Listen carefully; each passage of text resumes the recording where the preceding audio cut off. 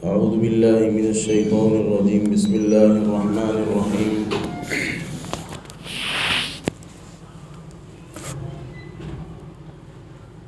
سورۃ الاحقاف مکیہ، یہ سورت مکی ہے۔ اس میں بھی اللہ تبارک و تعالیٰ نے توحید اور رسالت کو بیان کیا ہے۔ اس کی چوتھی آیت میں اللہ تبارک و تعالیٰ نے اپنی توحید کو ثابت کرنے کے لیے کفار مشرکین سے دلیل مانگی ہے، اور اللہ قرآن کریم میں جب بھی اپنی قدرت کی دلیل بیان کرتا ہے تو کائنات میں پھیلی ہوئی جو چیزیں ہیں اس میں غور کرنے کو کہتا ہے کہ آسمان کو دیکھو، زمین کو دیکھو، سورج اور چاند کو دیکھو، جانوروں کو دیکھو، انسانوں کو دیکھو۔ یہ ساری چیزوں سے قدرت سمجھ میں آتی ہے کہ میں کتنی بڑی قدرت کا مالک ہوں۔ لیکن یہاں پر اللہ تبارک و تعالیٰ نے انداز بدل دیا ہے، بلکہ کفار مشرکین سے ہی دلیل مانگی ہے کہ جس کو تم اللہ کے ساتھ شریک کرتے ہو اور جس کی تم پوجا کرتے ہو اور جس کی تم عبادت کرتے ہو، اس کے اندر اتنی طاقت ہے کہ اس نے زمین کے اندر کوئی چیز بنا دی ہو۔ اللہ تبارک و تعالیٰ تو وہ ہے جو وجود بخشتا ہے چیزوں کو، لیکن اس معبود کے اندر اتنی طاقت ہے کہ اس نے زمین میں کوئی چیز بنائی ہو۔ پھر دوسرا سوال یہ فرمائیں کہ ایتونی بکتاب من قبل ھذا، کہ پچھلی کتابوں کے اندر ان معبودوں کا کوئی تذکرہ ملتا ہے، تورات میں، انجیل میں، زبور میں، او اثارۃ من العلم ان کنتم صادقین، یا نبیوں کی زبان سے، ان کے علم سے اس معبودوں کے بارے میں کچھ بیان کیا گیا ہے؟ تو تینوں چیزوں کا کوئی جواب نہیں ہے کہ ان معبودوں نے نہ زمین میں کچھ بنایا ہے، اور پچھلی کتابوں میں ان کا کوئی تذکرہ بھی نہیں ہے، اور نبی کی زبان سے اس کا کوئی ثبوت بھی نہیں ہے۔ تو پتہ چلا کہ معبود کی کوئی حقیقت نہیں ہے، بلکہ اصل معبود تو وہ ہے جو زمین کے اندر چیزوں کو بناتا بھی ہے، اور اس کی توحید پچھلی کتابوں میں بیان بھی کی گئی ہے، اور نبیوں کی زبان سے یہ بات بھی ثابت ہوئی ہے۔ ام یقولون افترى قل ان افتریته فلا تملکون لی من اللہ شیئا۔ کفار مشرکین کہا کرتے تھے کہ نبی اکرم صلی اللہ علیہ وسلم جس قرآن کو بیان کرتے ہیں وہ اپنی طرف سے بیان کرتے ہیں، گھڑتے ہیں باتوں کو۔ تو اللہ نے یہاں پر جواب دیا کہ نبی کہہ دو، اگر میں قرآن کو گھڑتا ہوں تو اللہ تبارک و تعالیٰ سے مجھے کوئی چیز عذاب سے روک نہیں سکتی، یعنی اگر میں نے قرآن اپنی طرف سے بیان کیا ہے تو میرے اوپر اللہ کا عذاب آ جائے گا۔ تو اللہ کے نبی صلی اللہ علیہ وسلم پر ایسی کوئی بات نہیں ہوئی۔ تو پتہ چلا کہ قرآن اللہ تبارک و تعالیٰ کی طرف سے اترا ہوا کلام ہے، اللہ کے نبی صلی اللہ علیہ وسلم اپنی طرف سے بیان نہیں کرتے ہیں۔ وَوَصَّيْنَا الْإِنسَانَ بِوَالِدَيْهِ إِحْسَانًا، اس آیت میں انسانوں کو اللہ نے حکم فرمایا ہے کہ اپنے والدین کے ساتھ اچھا سلوک کریں۔ کیوں اچھا سلوک کریں؟ حَمَلَتْهُ أُمُّهُ كُرْهًا وَوَضَعَتْهُ كُرْهًا، کہ اس کی ماں نے اس کو تکلیف کے ساتھ حمل میں اٹھایا، اسی طریقے سے جب جس کو جنا تو تکلیف کے ساتھ جنا۔ وَحَمْلُهُ وَفِصَالُهُ 30 شَهْرًا، اس کے حمل کی مدت اور دودھ چھڑانے کی مدت 30 مہینے ہیں۔ حَتَّى إِذَا بَلَغَ أَشُدَّهُ وَبَلَغَ 40 سَنَةً، اور جب یہ انسان بچہ ہوتا ہے پھر اس کے بعد جوان ہوتا ہے، اس کے بعد 40 سال کی عمر کو پہنچ جاتا ہے۔ یعنی انسان کی تخلیق اللہ نے اس میں بیان فرمائی ہے کہ سب سے زیادہ مشقت اٹھانے والی کوئی ہے تو وہ ماں ہوتی ہے، جو اس کی مشقت اٹھاتی ہے۔ ایک تو 9 مہینے اس کو اپنے پیٹ میں رکھتی ہے، رات میں، دن میں، اور ہر طرح جو ہے اٹھنے بیٹھنے میں اس کو تکلیف ہوتی ہے، اور یہ ساری تکلیف اس بچے کی وجہ سے ہوتی ہے جو اس کے پیٹ میں ہے۔ وَوَضَعَتْهُ كُرْهًا، اور اسی طریقے سے دوسری تکلیف جو آتی ہے اس کے اوپر کہ بچے کے جننے کے وقت جو تکلیف ہوتی ہے، میں اور آپ اس کا احساس نہیں کر سکتے ہیں، وہ عورت ہی احساس کرتی ہے کہ وہ تکلیف کتنی خطرناک ہوتی ہے۔ پھر اسی طریقے سے دودھ چھڑانے کی مدت، دودھ چھڑاتے وقت بھی ماں کو تکلیف ہوتی ہے، بچے کو تکلیف ہوتی ہے، اور دودھ چھڑانے کی مدت بھی اور اپنے اندر حمل میں اٹھانے کی مدت کل 30 مہینے ہوتے ہیں، یعنی 2.5 سال ہوتے ہیں۔ اذا بلغ اشدہ، پھر اللہ تبارک و تعالیٰ نے آگے انسان کی اور تخلیق بیان فرمائی کہ انسان چھوٹا ہوتا ہے، پھر آہستہ آہستہ جوانی آتی ہے، پھر 40 سال کی عمر کو پہنچ جاتا ہے۔ تو پھر انسان کو چاہیے کہ اپنے لیے، اپنے گھر والوں کے لیے، اور خصوصاً اور والدین کے لیے یہ دعا کیا کریں کہ اللہ ان کو صحت عطا فرمائے، ان کو تندرستی عطا فرمائے، نیک اعمال کی توفیق عطا فرمائے۔ اور انسان جب آخری عمر کو پہنچ جاتا ہے تو اللہ نے یہاں پر بیان کیا کہ اپنے لیے بھی انسان کو مغفرت اللہ سے مانگنی چاہیے۔ وَاذْكُرْ عَادًا إِذْ أَنذَرَ قَوْمَهُ بِالْأَحْقَافِ وَقَدْ خَلَتِ النُّذُرُ، یہاں پر قوم عاد کا تذکرہ کیا گیا ہے۔ یہ قوم بھی اللہ تبارک و تعالیٰ کی بڑی عجیب قوم تھی کہ ان کی طرف حضرت ہود علیہ السلام کو بھیجا گیا تھا، اور آج ان کا نام و نشان جو ہے سرزمین سے مٹا دیا گیا ہے۔ یہ قوم جو ہے یمن اور عمان کے بیچ میں ایک علاقہ واقع ہے، ریتیلی زمین ہے جن کو بالاحقاف کہا جاتا ہے، اور یہ ریتیلی زمین کئی مربع میل کے فاصلے پر پڑی ہوئی ہے، اور کوئی وہاں پر موجود نہیں ہے، نہ جانور ہے نہ انسان رہتے ہیں، اور نہ ہی کوئی اور شخص وہاں پر موجود ہیں۔ دور دور تک ریتیلی زمین نظر آتی ہے۔ ایک زمانہ تھا کہ وہاں پر یہ قوم آباد تھی، لیکن جب ہود علیہ السلام نے ان کے سامنے اللہ کی بات پیش کی، ان کو اللہ کی طرف بلایا، ان کو صحیح بات پیش کی، لیکن اس قوم نے ٹھکرا دیا، اللہ کی بات کو نہیں مانا، اور نبی کی جو ہے تکذیب کی، ان کو جھٹلا دیا، تو اللہ تبارک و تعالیٰ نے زمین کے اندر سے ہی ان کا نام و نشان مٹا دیا۔ حتیٰ کہ مفسرین نے یہ بات لکھی ہے کہ بڑے بڑے راہ چلنے والے لوگ، یعنی لمبے لمبے جو چل کر سفر کرنے والے لوگ ہوتے ہیں، وہ اس زمین پر جانے کی ہمت نہیں کرتے۔ اس لیے ہمت نہیں کرتے کہ اس زمین کی ریت کے اندر اللہ نے بڑی عجیب طریقے کی تاثیر رکھی ہے کہ وہاں پر کوئی جاتا ہے تو اندر ڈوب جاتا ہے، یعنی ریت ان کو کھینچ لیتی ہے، اندر کوئی چیز وہاں پر ٹھہرتی نہیں ہے۔ وَإِذْ صَرَفْنَا إِلَيْكَ نَفْرًا مِنَ الْجِنِّ يَسْتَمِعُونَ الْقُرْآنَ۔ یہاں پر اللہ تبارک و تعالیٰ نے اپنے نبی کو تسلی دینے کے لیے ایک واقعہ ذکر کیا ہے، اور اللہ کے نبی علیہ الصلوۃ والسلام چونکہ جس طرح انسانوں کے نبی ہیں اس طرح جناتوں کے بھی نبی ہیں، تو آپ جب طائف کی طرف دعوت دینے کے لیے، دین کی دعوت دینے کے لیے گئے، اور طائف والوں نے آپ کے ساتھ جو حال کیا ہمارے سامنے واقعہ موجود ہے۔ پھر آپ صلی اللہ علیہ وسلم طائف سے مکہ واپس آ رہے تھے، تو مقام نخلا کے اندر آپ نے یا تو تہجد کی نماز ادا کی یا فجر کی نماز ادا کی، اور وہاں پر آپ نے قرآن کریم کی تلاوت کی، اور ظاہر سی بات ہے آپ جب قرآن کی تلاوت کر رہے ہوں گے تو آپ کا دل بھی ٹوٹا ہوا تھا، آپ غمگین بھی تھے، کیونکہ طائف والوں نے آپ کی بات نہیں مانی تھی۔ تو اس وقت وہاں سے جناتوں کی ایک جماعت گزری اور اللہ کے نبی علیہ الصلوۃ والسلام کا قرآن سنا۔ مفسرین نے لکھا ہے کہ یہ جنات اہل کتاب میں سے تھے، یعنی نصارہ تھے، یہودی تھے، یعنی موسیٰ علیہ السلام کو ماننے والے تھے۔ تو وہ سارے کے سارے ان کے امیر نے کہا کہ یہاں رک جاؤ، یہاں کوئی قرآن پڑھنے کی آواز آ رہی ہے۔ تو وہ قریب جا کر انہوں نے قرآن سنا، اور ظاہر سی بات ہے ٹوٹے ہوئے دل کے انسان کا قرآن پڑھنا، جب آدمی اس طرح کے انسان کا قرآن سنتا ہے تو اس کا دل بھی لرز جاتا ہے اور قبول کرنے کے لیے فوراً آمادہ ہوتا ہے۔ تو وہ سارے کے سارے لوگ قرآن کو سن کر، اس کی حقانیت کو دیکھ کر ان کی آنکھوں سے آنسو جاری ہو گئے،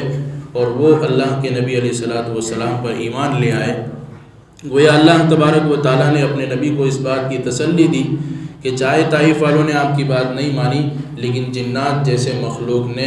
آپ پر ایمان لے آئے، اور آپ کی بات کو سن کر، قرآن کو سن کر آپ پر ایمان لے آئے، تو آپ کو فکر کرنے کی ضرورت نہیں ہے۔ آپ کی بات ماننے والے لوگ ایسے بھی ہیں، جنات بھی ہیں جو آپ پر ایمان لاتے ہیں۔ اور بھی بہت سارے واقعات جنات کے حدیثوں میں ذکر کیے گئے کہ بڑی بڑی جناتوں کی جماعت اور وفد اللہ کے نبی علیہ الصلوۃ والسلام کے پاس آتے تھے اور ایمان کو قبول کرتے تھے۔ سورۃ محمد مکیہ، محمد اس لیے نام ہے کہ اس سورت کے اندر اللہ کے نبی علیہ الصلوۃ والسلام کا نام کے ساتھ ذکر ہے۔ یہ سورت مدینہ میں نازل ہوئی، یعنی ہجرت کے بعد نازل ہوئی۔ اس میں کچھ احکام بھی ہے۔ پہلی آیت الذین کفروا وصدوا عن سبیل اللہ یضل اعمالهم، ایمان والے اور کافروں کا تذکرہ ہے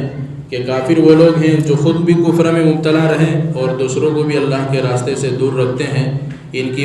کی نتیجہ یہ ہوا کہ ان کے اعمال بھی برباد ہو گئے اور وہ بھی ایمان سے محروم ہو گئے۔ لیکن ایمان والوں کا حال یہ ہے کہ ایمان بھی لائیں، نیک عمل بھی کرتے ہیں اور قرآن پر بھی ایمان رکھتے ہیں، تو نتیجہ یہ ہوا کہ اللہ تبارک و تعالیٰ نے ان کے گناہوں کو معاف کر دیا۔ فَإِذَا لَقِيتُمُ الَّذِينَ كَفَرُوا فَضَرْبَ الرِّقَابِ حَتَّى إِذَا أَثْخَنْتُمُوهُمْ فَشُدُّوا الْوَثَاقَ۔ اس آیت کے اندر اللہ تبارک و تعالیٰ نے قیدیوں کے احکام بیان کیے ہیں کہ جو قیدی کفار مشرکین سے لڑائی کی حالت میں جب کفار ہار جاتے تھے اور جو قیدی مسلمانوں کے پاس آتے تھے، تو مفسرین نے ان کے 4 طرح کے حکم بیان کیے ہیں کہ یا ان قیدی کو یا تو قتل کر دیا جائے، یا پھر ان کو غلام بنا کر رکھا جائے، یا پھر ان کو فدیہ لے کر چھوڑ دیا جائے، یا پھر بغیر فدیے کے چھوڑ دیا جائے۔ یہ 4 احکام ہیں قیدیوں کے۔ مثل الجنة التي وعد المتقون فيها أنهار من ماء غير آسن وأنهار من لبن لم يتغير طعمه وأنهار من خمر لذة للشاربين وأنهار من عسل مصفى۔ یہاں پر جنتیوں کے انعامات کا ذکر ہے کہ اللہ تبارک و تعالیٰ جنتیوں کو جنت میں داخل ہونے کے بعد کیا انعامات دیں گے، تو 4 ان کو نہریں دی جائیں گی۔ ایک تو پانی کی نہر ہوگی جو بالکل صاف اور شفاف ہوگی، اس کے اندر تنکا بھی اس کو نظر نہیں آئے گا، اتنا پاک اور صاف پانی ان کو دیا جائے گا۔ صرف پانی دیا نہیں جائے گا بلکہ نہر دی جائے گی پانی کی۔ وَأَنْهَارٌ مِّن لَبَنٍ لَّمْ يَتَغَيَّرْ طَعْمُهُ، دوسری نہر دودھ کی ہوگی، اور وہ دودھ کی نہر بھی ایسی ہوگی کہ لم يتغیر طعمہ، اس کا مزہ کبھی خراب نہیں ہوگا۔ دنیا کے اندر ہم دودھ دیکھتے ہیں تو 2 دن کے بعد اگر اس کو باہر رکھ دو تو وہ دودھ پھٹ جاتا ہے، اس کے اندر بو آنے لگتی ہے، تو وہ دنیا کے جیسا دودھ نہیں ہوگا۔ اس دودھ کا مزہ بھی الگ ہوگا پینے کے اندر، اور اللہ کے نبی صلی اللہ علیہ وسلم کی حدیث ہے کہ یہ دودھ کسی جانور کے پیٹ کے اندر سے نکلا ہوا نہیں ہوگا، بلکہ اللہ نے اپنی طرف سے یہ دودھ بنایا ہوگا جو انسانوں کو نعمت کے طور پر دیا جائے گا۔ وَأَنْهَارٌ مِّن خَمَرٍ لَذَّةٍ لِّلشَّارِبِينَ، اور ایک تیسری نہر ہوگی شراب کی جو پینے والوں کے لیے بڑی لذیذ ہوگی، اور یہ جو شراب ہوگی اس کے اندر نہ کوئی بدبو ہوگی، اور پینے کے بعد انسان کو چکر بھی نہیں آئیں گے، سر میں درد بھی نہیں ہوگا، انسان گھومے گا بھی نہیں، جیسا کہ دنیا کی شراب میں ہوتا ہے۔ جیسے آدمی پیتا ہے سب بھان بھول جاتا ہے، میرے سامنے کون کھڑا ہے، میرے پیچھے، میرے آگے، میرے دائیں، کون باپ کون ماں، سب آدمی بھول جاتا ہے۔ تو دنیا کی شراب کی طرح نہیں ہوگی، بلکہ آخرت کی شراب بڑی لذیذ ہوگی، بڑی مزیدار ہوگی اور بڑی خوشبودار ہوگی۔ وَأَنْهَارٌ مِّنْ عَسَلٍ مُّصَفًّى، اور چوتھی نہر شہد کی نہر ہوگی۔ اللہ کے نبی فرماتے یہ شہد بھی کوئی مکھیوں کی چھتے میں سے نہیں نکالا جائے گا، بلکہ اللہ نے اس کو اپنی قدرت سے بنایا ہوگا، جو جنتیوں کو نعمت کے طور پر دیا جائے گا۔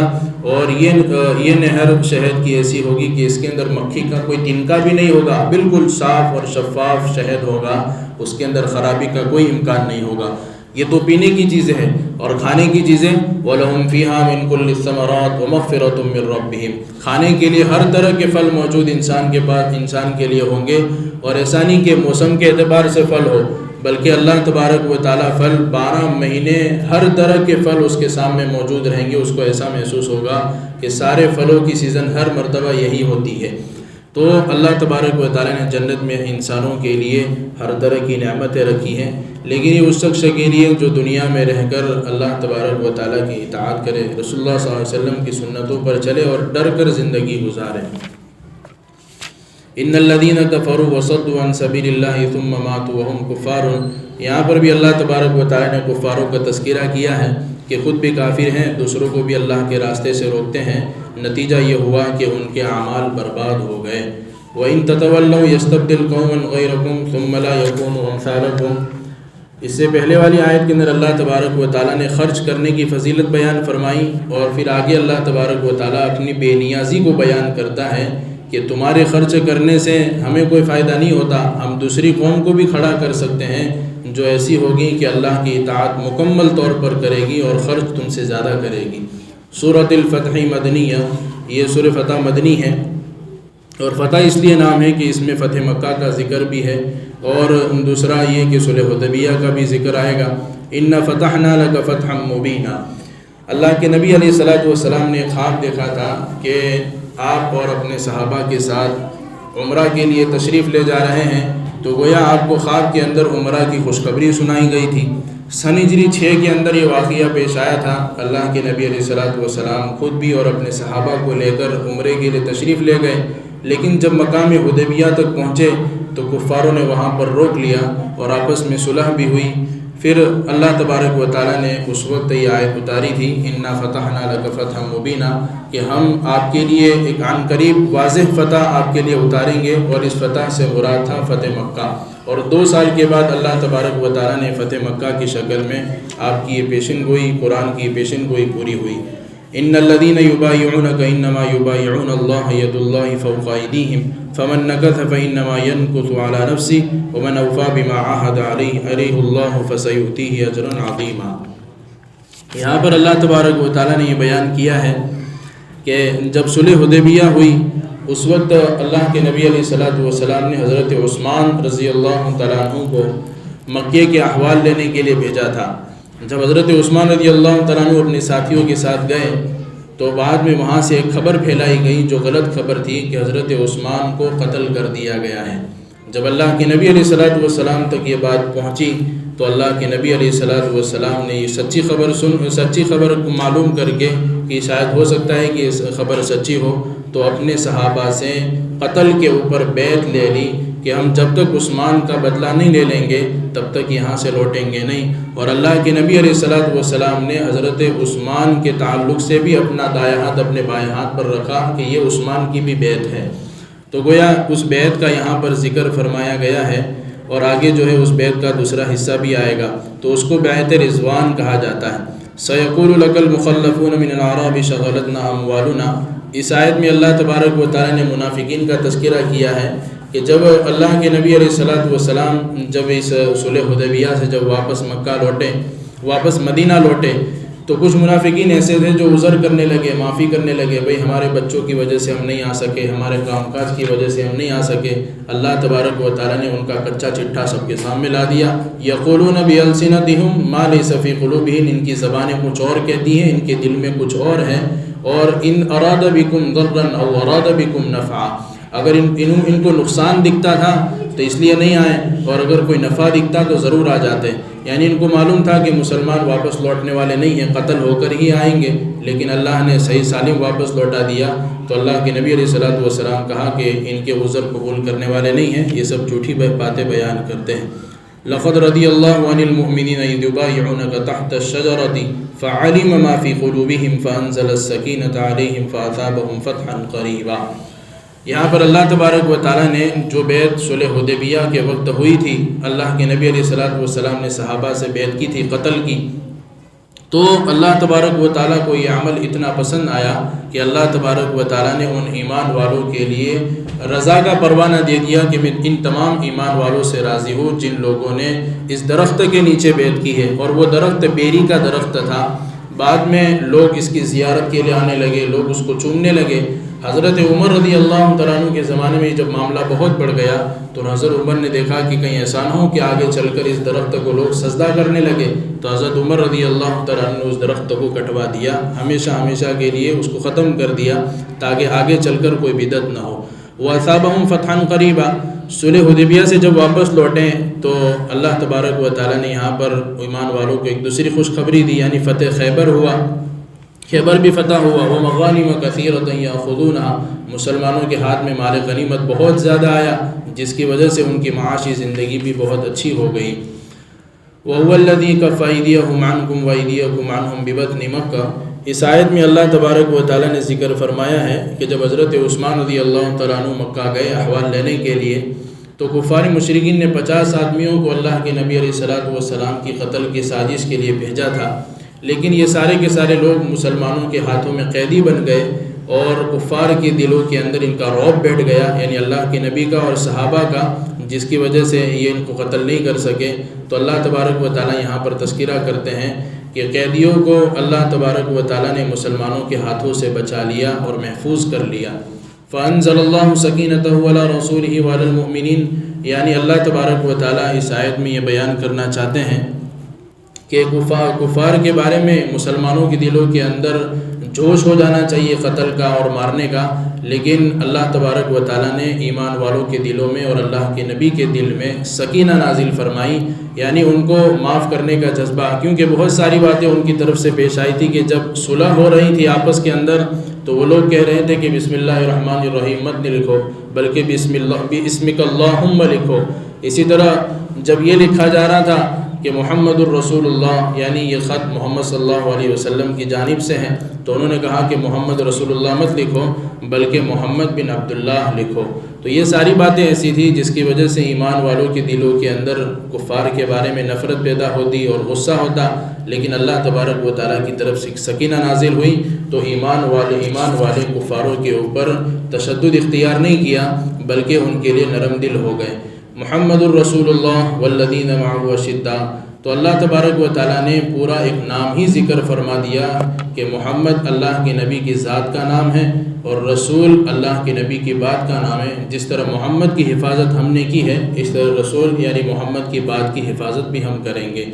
اور آگے اللہ تبارک و تعالیٰ نے صحابہ کی صفات بیان فرما دی کہ صحابہ وہ ہیں جو کفار کے مقابلے میں بڑے سخت ہیں، رحماء بینہم، آپس میں بڑے نرم دل ہیں، تراہم رکعا سجدا یبتغون فضلا من اللہ، اور رکوع کرتے ہیں، سجدہ کرتے ہیں، تو اس کو دیکھے گا رکوع کرتے ہوئے، سجدہ کرتے ہوئے، نماز بہت پڑھتے ہیں اور اللہ تبارک و تعالیٰ سے اس کا فضل تلاش کرتے ہیں، اس کی رضا تلاش کرتے ہیں۔ سیماہم فی وجوہہم من اثر السجود، اور بہت زیادہ نماز پڑھنے کی وجہ سے ان کے چہروں پر ان کا نشان دکھے گا کہ نماز بہت پڑھتے ہیں۔ ذالک مثلہم فی التوراۃ ومثلہم فی الانجیل، ان کا ذکر تورات میں بھی ہے، ان کا ذکر انجیل میں بھی ہے۔ پھر آگے اللہ تبارک و تعالیٰ نے ایک بڑی اچھی مثال بیان فرمائی حق کے دعوت کی، کہ حق کے دعوت کی مثال ایسی ہے کہ چھوٹی سی پودا ہوتا ہے اور اس کی کوپل نکلتی ہے، پھر آہستہ آہستہ بڑی ہوتی ہے، پھر بہت سخت ہو جاتی ہے، اور پھر کسان کو ایسا محسوس ہوتا ہے کہ اب تو کاٹنے کا زمانہ ہے، ہریالی ہو جاتی ہے، اور یہ سارا اس لیے ہے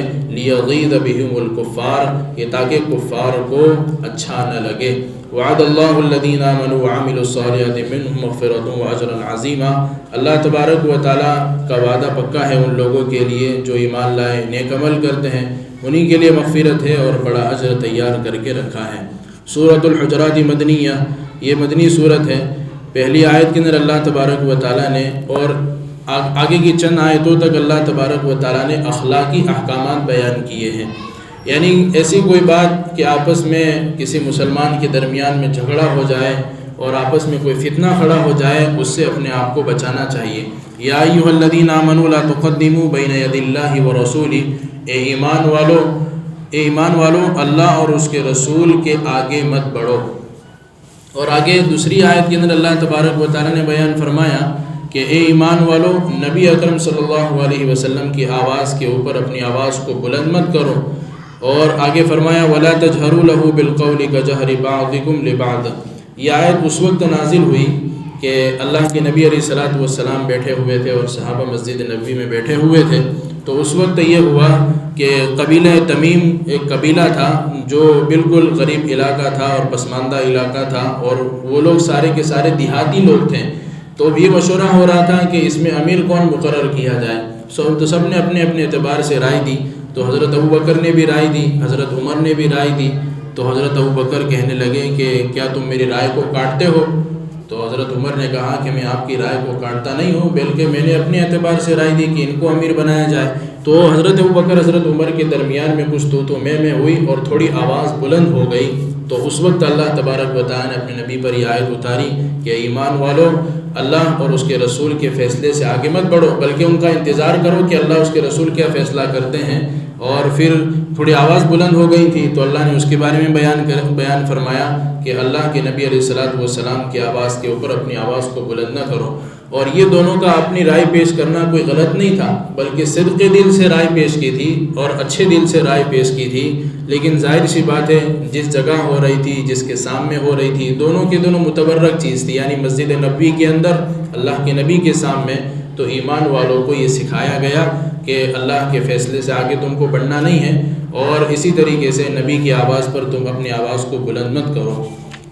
پھر اسی طریقے سے آگے بیان فرمایا یا ایھا الذین آمنوا ان جاءکم فاسق بنبأ فتبینوا ان تصیبوا قوما بجہالۃ فتصبحوا علی ما فعلتم نادمین۔ ایمان والو، جب فاسقوں کی طرف سے کوئی خبر آئے تو سب سے پہلے تحقیق کرو، اس پر یقین مت کرو، کہ آدمی بعض مرتبہ اس کے پاس کوئی خبر آتی ہے، اسی خبر کو تحقیق کیے بغیر آگے چلا دیتا ہے، اور معلوم ہوتا ہے کہ وہ خبر غلط ہوتی ہے، لیکن کئی لوگوں تک پہنچ چکی ہوتی ہے اور اس کی حقیقت واضح نہیں ہوتی ہے، تو بعض مرتبہ اس کی وجہ سے آپس میں دشمنیاں بڑھ جاتی ہیں اور ایک فتنے جیسا اندیشہ کھڑا ہو جاتا ہے، اور آپس میں دشمنی کی وجہ سے بات بہت آگے چلی جاتی ہے۔ تو ہمارے سامنے جب بھی کوئی ایسی خبر ہمارے تک پہنچے جس کی تحقیق ہمیں نہ ہو، تو سب سے پہلے تحقیق کی جائے اور پھر اس کے بعد اس خبر کو آگے چلایا جائے۔ یا ایھا الذین آمنوا لا یسخر قوم من قوم عسى ان یکونوا خیرا منہم۔ آگے اللہ تبارک و تعالیٰ نے اخلاقی احکامات بیان فرمائے کہ کوئی مسلمان مرد کسی مسلمان مرد کو برا بھلا نہ کہے، اور پھر فرمائے کہ عورتیں کسی دوسری عورت کو برا بھلا نہ کہیں۔ برا بلا نہ کہنے کا مطلب آگے بیان فرمایا کہ ولا تلمزوا انفسکم، یعنی کسی دوسرے کو برے الفاظ سے مت پکارو اور اس کے اوپر لقب برا مت لگاؤ، ولا تنابزوا بالالقاب، برے لقب سے کسی کو مت پکارو، اس لیے کہ برا نام ہی فسق ہے ایمان کے بعد۔ یعنی کسی انسان کو ہم نے چھوٹا دے کر ٹینی پکارا، یا کسی انسان کو لمبا دے کر لمبو کہا، یا کسی انسان کو لنگڑا دے کر لنگڑا کہہ کر اس کو پکارا، اسی طرح کسی انسان کو اندھا ہے تو اس کو اندھا کہہ کر پکارا، یعنی ایسی کوئی بات جو سامنے والے انسان کو دل کے اندر جا کر لگے اور اس کو برا لگے، تو ایسے الفاظ سے کسی کو پکارنا نہیں چاہیے۔ بعض مرتبہ آدمی اس میں دل میں برا محسوس کرتا ہے، اور اگر کسی انسان کے بارے میں کوئی انسان دل میں برا محسوس کرے گا تو یہ بہت بڑی تکلیف ہے، گویا مسلمان کو تکلیف دینا، اور تکلیف دینا تو ویسے ہی حرام ہے۔ یا ایھا الناس انا خلقناکم من ذکر وانثی وجعلناکم شعوبا وقبائل تعارفوا، یہاں پر اللہ تبارک و تعالی نے بیان فرمایا کہ یہ جو ہم نے قبیلے بنائے الگ الگ، یعنی کوئی قریشی ہے، کوئی انصاری ہے، کوئی منصوری ہے، کوئی شیخ ہے، الگ الگ جو یہ چیزیں ہیں اور الگ الگ نام ہیں، تو ان ناموں کے اندر اور ان قبیلوں کے اندر کوئی حقیقت نہیں ہے۔ آدمی کہتا ہے بھئی میں تو سید ہوں، میں قریش ہوں، تو مجھے کیا پہچانتا ہے؟ تو یہ ساری چیزیں کوئی عزت کے قابل نہیں ہیں۔ اللہ کے نزدیک عزت دار شخص ایک ہی ہے، ان اکرمکم عند اللہ اتقاکم، اللہ کے نزدیک عزت دار وہی ہیں جو اللہ سے ڈرتا ہے۔ اللہ سے ڈرنے والا ہوگا تو وہ اللہ کے نزدیک عزت دار ہے۔ یہ سارے قبیلہ تو کس لیے ہیں؟ لتعارفوا، آپس میں تاکہ پہچان باقی رہے۔ پہچان کی وجہ سے اللہ تبارک و تعالیٰ نے سب کو الگ الگ قبیلوں میں اور الگ الگ پہچانوں میں بانٹ دیا ہے۔ سورۃ قاف مکیہ، اس میں اللہ تبارک و تعالیٰ نے زیادہ عقیدہ آخرت کو بیان کیا ہے، اور چوتھی آیت کے اندر اللہ نے بیان فرمایا قد علمنا ما تنقص الارض منه وعندنا کتاب حفیظ۔ کفار مشرکین کہتے تھے اذا متنا وکنا ترابا، ہم مر جائیں گے، ہم مٹی ہو جائیں گے، ذالک رجل بعید، کیسے واپس لوٹایا جائے گا ہم کو، یعنی واپس کیسے اٹھایا جائے گا؟ تو اللہ تبارک و تعالیٰ کہتے ہیں کہ زمین اپنی ساری چیزوں کو الگ الگ کر دے ہوئے، یعنی انسان کے گوشت کو الگ کر دیا، ہاتھ کو الگ کر دیا، آنکھ کو الگ کر دیا،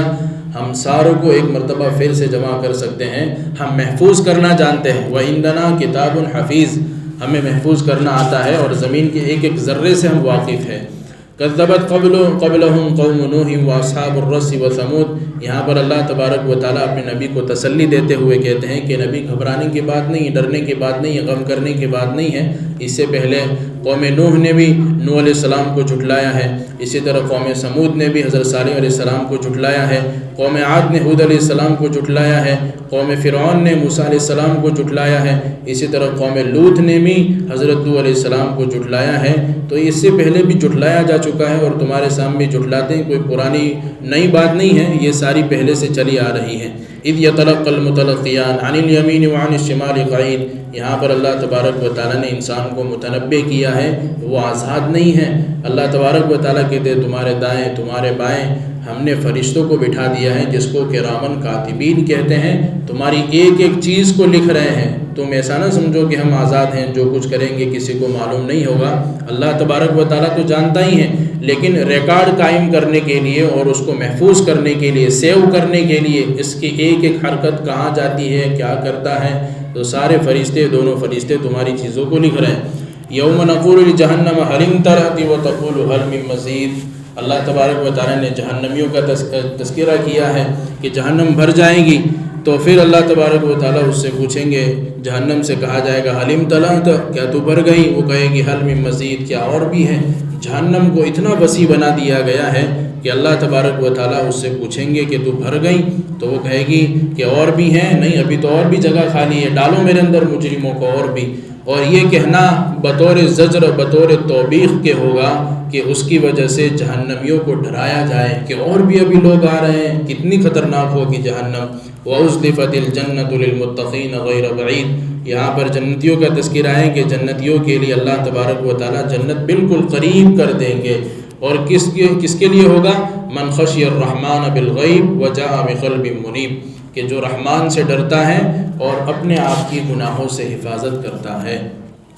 سورۃ الزاریات مکیہ، یہ بھی مکی صورت ہے، اس میں بھی اللہ تبارک و تعالیٰ نے عقیدہ رسالت کو، عقیدہ توحید کو، عقیدہ آخرت کو بیان کیا ہے، اور شروع میں اللہ تبارک و تعالیٰ نے 4 چیزوں کی قسم کھائی، والذاریات ذروا فالحاملات وقرا فالجاریات یسرا فالمقسمات امرا انما توعدون لصادق،